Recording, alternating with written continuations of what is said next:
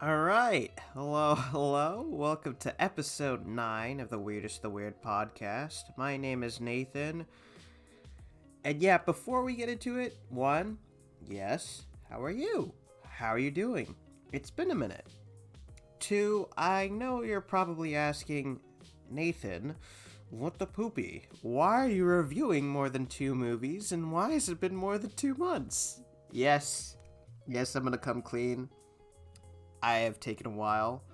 Um, just, pure laziness also, but finding very much so content to it. Believe it or not, it actually does take a lot of nerves to record an episode. Just now, I'm actually re-recording this episode because just hearing myself go through the first run of going through recording an episode, having to hear my ums and ahs, and more recently, I butchered one of the actors' names, so I was just like, yeah, no, let's go through this one more time, very slowly, stick to the script, and don't go off script at all. So I think that is one thing I'm going to try working on the other episodes. Really trying to stick to, again, this Word document that I have written in front of me and making sure that I don't stray away from it. So that is one thing that is key. And also, I figured I would try this new format of covering more than 2 movies. That way, I'm able to express my opinion and critique on multiple films. And that way, I can cover a lot of ground, in my opinion. Um, and I'll be able to do this. I will be sure to do this on films that I know I don't have to cover, breaking it down plot point by plot point and certain details. For those specific movies, I'll be sure to do a, a separate video on it entirely, or a separate podcast episode. But yeah, I thought I would give this new format a whirl and see if I like it. But yeah, one of the first movies that I wanted to cover is Avatar: The Way of Water. So if you're looking for a movie that you want to watch right now in theaters that looks amazing, go watch this film. I would, highly recommend watching this film. I was lucky enough to watch it in theaters, beating the holiday crowd, because this movie did come out a week and a half ago, I think. So, yeah, it was. And, people were saying, go watch this film in 3D. That's the way you're supposed to watch it. Me personally, I prefer to watch films in 2D because 3D is annoying. For me, it really hurts my eyes. And knowing that this film is 3 hours and 10 minutes, I could already see myself after 45 minutes taking off my glasses and being like, yeah, I can't do this. Or my 3D glasses. But even in 2D, this movie still looks amazing. Um, and again, yes, that 3 hour and 10 minute runtime may seem very intimidating, but I promise you, the way the movie is written, pace wise, this does not feel 3 hours and 10 minutes at all. It is, you know, a script does a great job if it immerses you fully into the world of the story without making it seem like, what time is it? This movie's taking way too long. So, I gotta say though, in terms of the script, I preferred the first film, the first Avatar, over this one. I feel like there was more characters being developed. The characters were more well written in comparison to this film. With the first film, obviously introducing Jake Sully, Stephen Lang's character, Sigourney Weaver's character, especially, and of course, all these characters are reintroduced into this film. Jake Sully, of course, with his family now of 3 kids and Naturi, and but it was very interesting because Sigourney Weaver, believe it or not, plays one of Jake Sully's kids. But she plays a 14-year-old, and of course, with the great visual effects in this film, they were able to kind of pull off a, a de-aged performance from her where she is a 14-year-old. And it was really weird at first, but I I give her so much props because, in interviews she stated, she's observed 14-year-olds in classrooms, really studying their behavior, their introvertness, their weirdness. So I'm I really love that she was able to bring that to her performance and is actually, without spoiling the film, a very integral part of the film. And I'm glad that the movie did that. And of course, Stephen Lang comes back. I'm not going to spoil how. You're gonna have to see it yourself. It's actually kind of cool and a little bit far fetched, but I was glad that he was brought back because with his performance, he was definitely one of my favorite things of the first film. So I was really glad that he was brought back. Uh, Watching this film, of course, is complete eye candy, and I had a smile on my face the whole time watching the film, but the moment Stephen Lang popped up on the screen, my, my my jaw was like hurting from how much of a grin was on my face. But yeah. And then 2 films that I rewatched just out of solely for entertainment purposes, but I wanted to rewatch just for fun was Goodfellas and The Irishman. And it made me realize 2 distinct things from these films.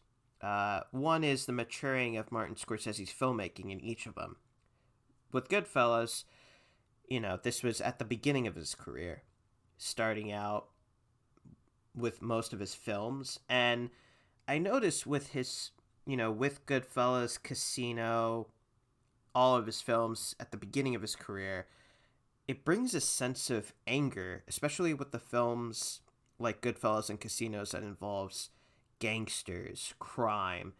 It I know this is going to sound messed up, but it seems like he's very much so at home when he writes these scripts, and it's seen on full force and full display in Goodfellas, where anger almost seems to play a character itself. It is a raw emotion that needs to be incorporated into the script.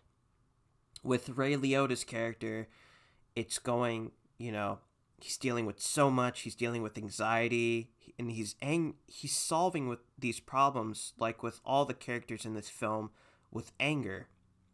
And it's very fascinating to see how he copes with high stress situations in such a way like that. And again, this all is incorporated especially into the story. The story in Goodfellas it never gives you a second to breathe. Everything is just happening like that. It's very fast, and you're still trying to process what happens, but it's too late. You're going into the next scene. And the more you rewatch it, the more you realize with the story and pacing, it needs to happen this way. It needs to, with that sense of anger infused into it. And this is completely in opposite comparison to The Irishman. Because with The Irishman, not only is Martin Scorsese really does give his characters time to flesh out the story, the plot line, certain moments that happen in the film, and like Goodfellas, the more you rewatch it, the more you realize it needs to happen this way. It has to happen this way. And I'm not gonna lie, the first time I watched The Irishman, it felt wrong. And my experience of watching Martin Scorsese films, it was just, it didn't seem right. And not only that, it seems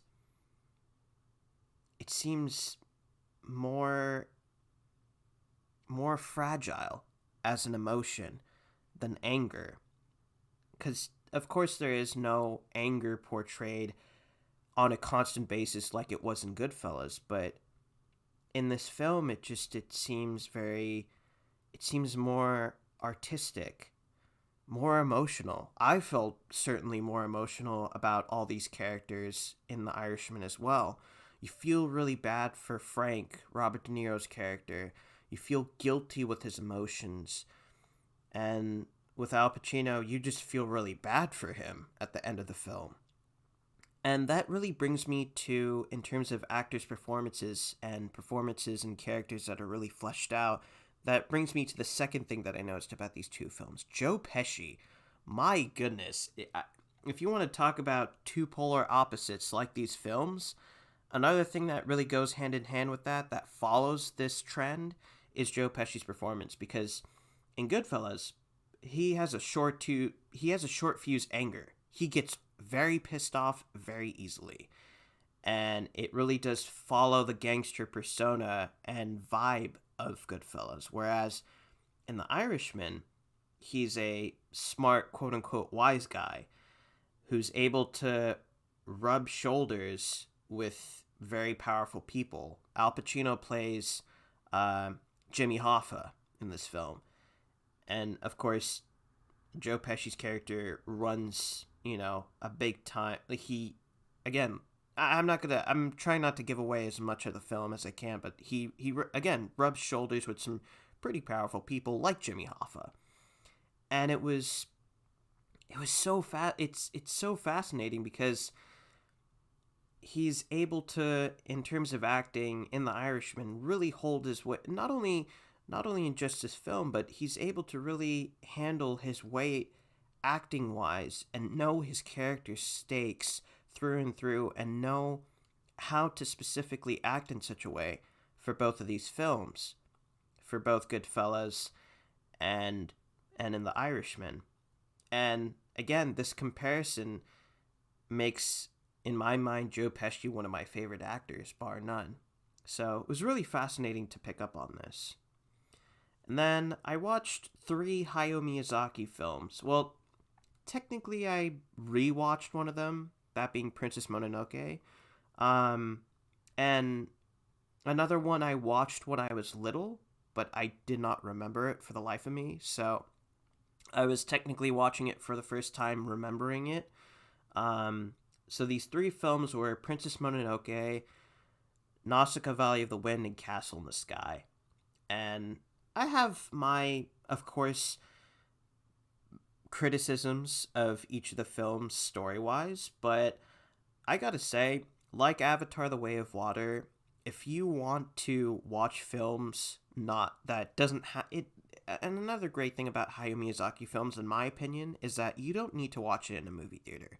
I mean, you can if they're showing a special rescreening of it in your hometown. I highly recommend you watch it in a movie theater. But with these films, I feel like you can watch it anywhere. And these are, in terms of films in general, these are some of the most beautiful films ever. Yes, that does credit to the fact that these are animated, but still, I don't care. Anytime I watch these films, no matter how many times I watch Howl's Moving Castle, I'm always just in awe of I am watching a moving canvas for 2 hours. And that is a privilege and a joy. But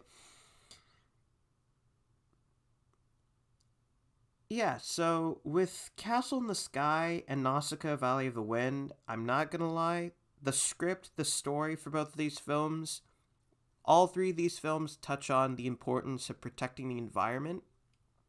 But especially with Nausicaa Valley of the Wind and Castle in the Sky, the story was kind of forgetful. The characters in both of these films are kind of and not very memorable again, but I gotta say, the English dub for both of these films, it was kind of cool to hear Mark Hamill voice 2 prominent characters in both of these films. And not only that, Sean Connery voices a very prominent character role in Nausicaa Valley of the Wind. And I was really, when I found this out and when I heard their voices, I was just like, ah, that is cool. But out of the three films, I definitely liked Princess Mononoke because it is, out of the three, in conveying the importance of protecting the environment, more grounded and realistic.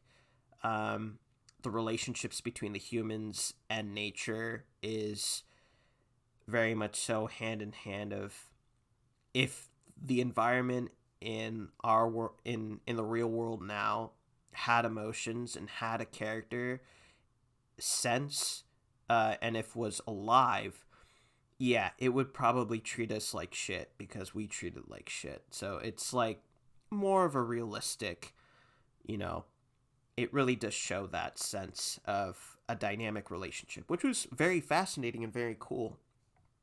And also there are some rather interesting battle sequences that are very violent. It's just, there's a sequence where one of the main characters will go into battle, shoot bow and arrows at at the opposing antagonists, and it'll hit their head, and then their head just pops off and blood spews. And I was just like, the first time I watched this, I was like, oh my goodness, murder, murder. But it was very. Aside from that, it was a good watch for sure. And then another film that I watched for the first time that came out this year and rewatched for the action was Bullet Train. This was actually a good time in terms of, if you want to watch an action film that you can turn your brain off and enjoy. Bullet Train is definitely for you. Again, I like to incorporate logic into films, and I like when movies incorporate realistic logic. But yeah, that this was kind of the problem with the film. Movie logic is heavily influenced in this film. Um, I I liked that the filmmakers, were being clever about the story and adding some twists and turns for certain characters. It did start to become a bit of a gimmick because I kept asking myself, what if this situation did not go according to that way? Or what if that situation didn't happen at all? So, again, movie logic defies gravity and the main character from dying. So, Brad Pitt's performance in this film, it looked like a mix of he was trying too hard and it was forced. Um, Out of all the characters in this film, though, the two performances that I really loved the most was the actors who played Lemon and Tangerine.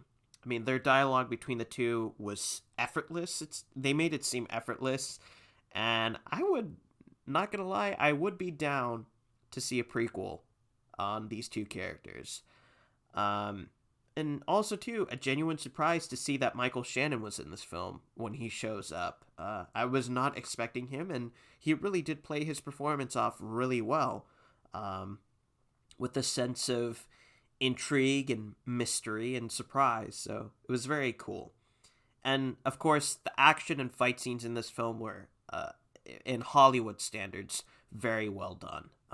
This coming from the director of John Wick, of course. So, straying away from the realm of English speaking movies now, I wanted to take a time to cover.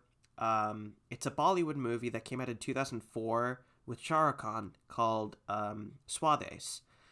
It's Shah Rukh Khan in the realm of Bollywood is he's a jewel, he's a gem, he's the George Clooney of Bollywood. He's a Tom Cruise, more of Tom Cruise basically, but he's made a lot of iconic films in Bollywood, and these films have put him on the map, as one of the all-time great actors, just in general. But out of all of his filmography, I feel like for some reason this film is very, almost criminally underrated, and I feel like it doesn't get enough love. Um, There are sequences. This film does follow the Bollywood tropes. Yes, there are songs, and yes, there are sequences that are corny and, you know, a little bit too cheesy, but in the long run, I feel like it does show the beauty and realistic notions of being a foreigner and coming back to your homeland and just trying to figure out your sense of belonging and cultural identity. Um, it was nice that a Bollywood movie covered this in the way that the movie does cover it, and this is all mostly chalked up again to Shah Rukh Khan's performance. He really does give a grounded and realistic performance. I feel like this film and another film, uh, My Name Is Khan, are two of my most favorite performances from him. Uh, it would have been in a cool universe. It would have been in an alternate universe, or just in general, it would have been cool if he received an Oscar for either one of these films. But yeah. And then the last film I'm going to cover is Amsterdam. This came out earlier. I think it was in the fall of this year. But it's a David O. Russell film with Christian Bale, John David Washington, and Margot Robbie. And if I'm going to be honest, the only thing that held this film together were the performances, specifically Christian Bale. Um, the script was just, I mean, at the beginning of the film, the script plays out like a murder mystery, not a murder mystery, just a mystery in general, and then evolves into a conspiracy. But as the as you watch the film, the conspiracy just is a joke. It was a really, really bad joke, and it just it didn't I didn't see it click at all. It didn't make sense, and it was, you know, the only thing that I liked about this film was the performances. I feel like Christian Bale really did, hold this film on his back.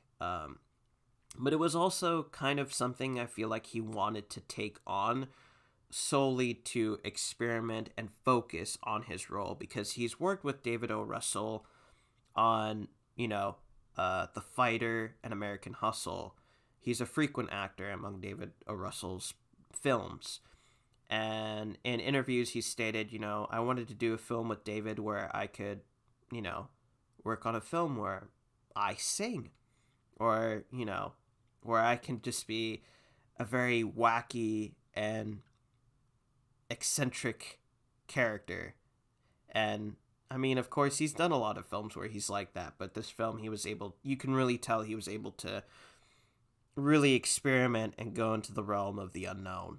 And I loved his performance in this film, and I loved his romance chemistry in this film with Zoe Saldana. She's in this film as well. Of course, the romance wasn't fully fleshed out or written well because of how terrible the script was, but I really like the sequences between the two. And yeah, those are the films that I covered, or so far. And oh crap, I just realized I'm very dumb for realizing this only now. I covered 9 films on the ninth episode of this podcast. Ha ha ha. I'm stupid. All right, folks. Well, so I am recording this episode and I'm going to upload it on Christmas Day, it being Christmas Day, and oh my gosh, it is 12:25 p.m. on December 25th. All right, I'm going to stop with the corny jokes. Thank you so much for staying with me on this very, very chaotic mess of a podcast, if you want to call it a podcast. Thank you so much to those who are listening to me. Thank you for providing your ears, your listening, 30 minutes of your time that I'm able to speak nonsense to you. I very much so appreciate and thank you all to those who are listening. Um, I think I'm going to stick with this format of reviewing multiple movies per episode. Um, Again, I really like it of being able to cover a lot in one episode. Um, I'll be sure to try and upload No Promises an episode next year. I want to try reviewing possibly The Whale and Knives Out. Those are two films in the next episode for sure I'll be reviewing. So yeah, Knives Out and The Whale. All right, folks. If you loved what you're hearing, be sure to leave a like and subscribe.